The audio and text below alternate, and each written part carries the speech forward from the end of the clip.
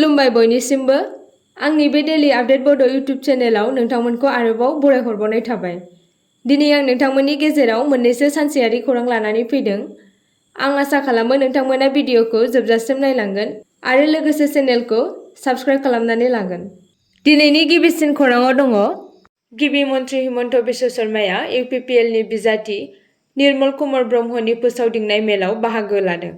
मैया बिसायख'थिनि फोसावदिंनाय हाबाफारियाव आसामनि गिबि मन्थ्रि हिमन्त बिश्व शर्माया बिटिसिआव गोजोनखौ गावनि बयनिख्रुइबो देरसिन मोनफुंनाय होनना बुंदों, जेराव बिथाङा गोजोन आरो दिदोमथिनि फारसे ओनसोलनि सोलायनायाव बिहोमा होनायनि थाखाय बड'लेण्ड टेरिटरियेल काउन्सिलनि सुबुंफोरखौ बाख्नायदोंमोन।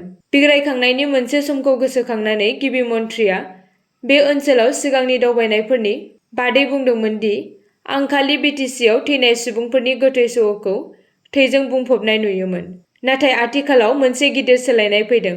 आं फोथायो दि बेबादि थुनफावथायारि सोलायनाया भारतआव जेरावबो जायाखै। गिबि मन्थ्रिनि दावबायनाया एनडिए जानानै इउपिपिएलनि बिजाथि निर्मल कुमार ब्रह्मनि फोसावनाय मेलाव बाहागो लादोंमोन। गावनि खुंथायनि सिङाव दावगानायखौ नोजोर होनानै शर्माया मिरु आरो रायजोनि गेजेराव गोरोबलायनायखौ बांहोनाय आरो बिग्रायारि हाबाफारिफोराव बाङाइ जालांनायखौ दिन्थिदों।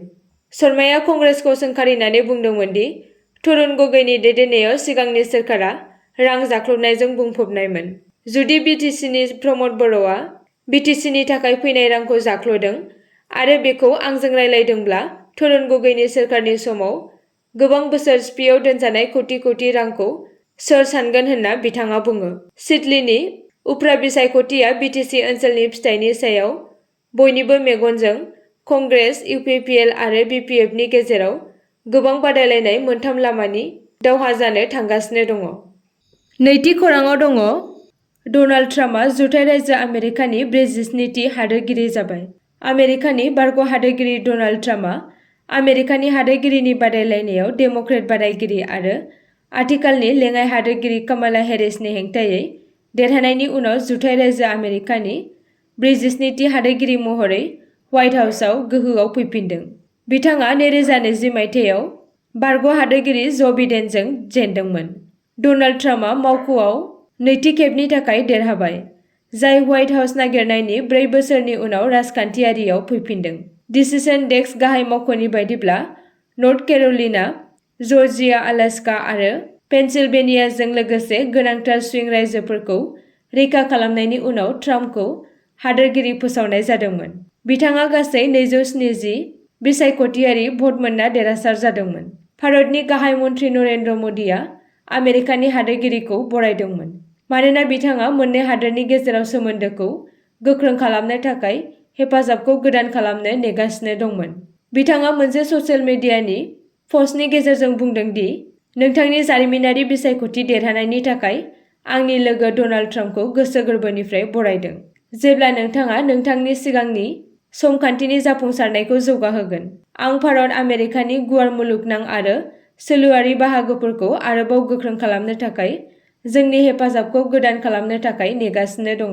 फै जों लोगोसेयै जोंनि सुबुंफोरनि जौगानायनि थाखाय आरो मुलुगनां गोजोन, दिदोमथि आरो जौगानायखौ बांहोनो थाखाय खामानि मावनि होनना। थामथि खौराङाव दङ 13 नबेम्बराव उफ्रा बिसायख'थिनि थाखाय आसामाव मोनबा बियाबफोराव बन्द थागोन। आसाम सोरखारा रायजोआव जानो गोनां उफ्रा बिसायख'थिखौ नोजोर होनानै 13 नबेम्बर बुधबार ए.इउ. मोनबा बिधानसभा बियाबफोराव रायजोआरि बन्द फोसावदों। बे थिरांथाया भट होग्राफोरनि बाहागो लानाय आरो बिसायख'थिखौ मोजाङै खुंफुंनो थाखाय आसामनि गाहाय बिसायख'थि मावगिरिनि बिथोननि उनाव लानाय जादों। बे बाथ्राखौ मैया आसाम सोरखारनि सरासनस्रा खुंथाय बिफाननो बारहोनाय मोनसे बिथोनलाइयाव फोसावनाय जादों।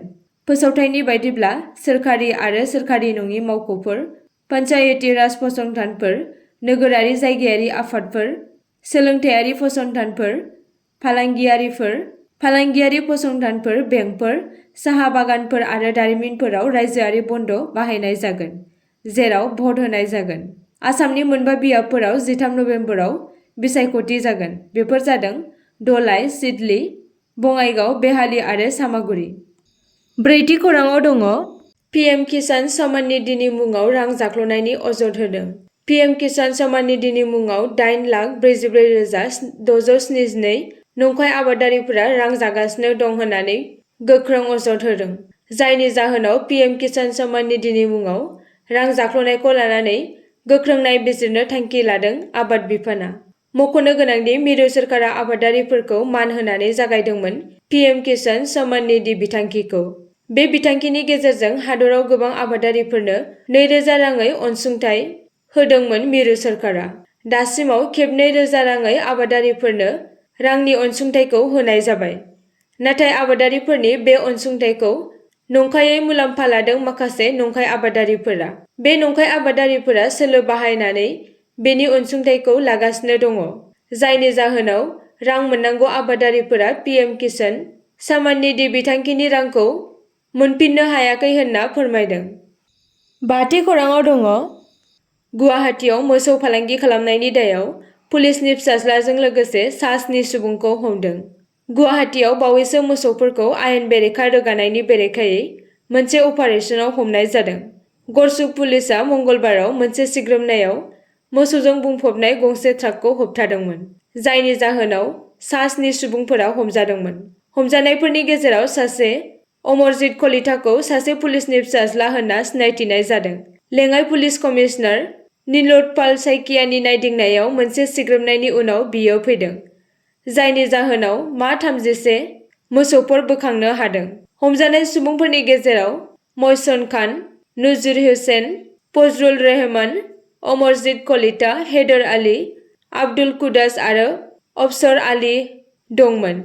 ट्राकनि अनगायैबो पुलिसआ अपारेशनजों सोमोन्दो थानाय गंसे स्विफ्ट कारखौबो जब्द खालामदोंमोन। गिबि रिपर्टफोरा फोरमायदोंमोन दि आसामनि बरपेटानि सासे जायगायारि फालांगियारि जाय मोसौ जगायनायनि बिबान लादोंमोन, गासै सिखाव फालांगि अपारेशनजों सोमोन्दो दङ। पुलिसआ बे आयेन बेरेखा हाबा मावनायनि आन्दोआव थानाय गुवार थासारिखौ बेखेवनो थाखाय जाथायनि सायाव मोजाङै नायबिजिरनाय जागायदोंमोन। 8थि खौराङाव दङ पेरिस अलिम्पिकआव सनानि मेडेल देरहानाया एलजेरियान बक्सार इमाने केलिफखौ हौवा होननानै रोखा फोसावबाय। मख'नो गोनांदि पेरिस अलिम्पिक 2024 आव इमाने केलिफआ आइजोफोरनि बक्सिं गेलेनाय बादायलायनायाव सनानि मेडेल देरहानायनि उनाव बिथांनि आथोनखौ लानानै दान्थे-बिदान्थे सोमजिदोंमोन। नाथाय एलजेरियान बक्सारनि मोनसे मेडिकेल रिपर्ट गोसारनायनि उनाव इमाने केलिफखौ हौवा होननानै रोखायै फोसावनानै होनायखौ नुनो मोन्दों। आईबीए आरो इन्टारनेशनेल अलिम्पिक कमिटिनि गाहाया दाबि खालामदोंमोन दि आईओसीनि आफादगिरि थमास बाखआ बक्सिं हारि आरो बै सिख्लाफोरनिसिम निमाहा बिनांगौ, जायफोरखौ बियो बादायलायनाय समाव बुनाय आरो गाज्रि बाहायनाय जादों। आसा खालामो नोंथांमोना भिडिअखौ नायनानै मोजां मोनगोन आरो चेनेलखौ लाइक आरो साबस्क्राइब खालामनानै लागोन।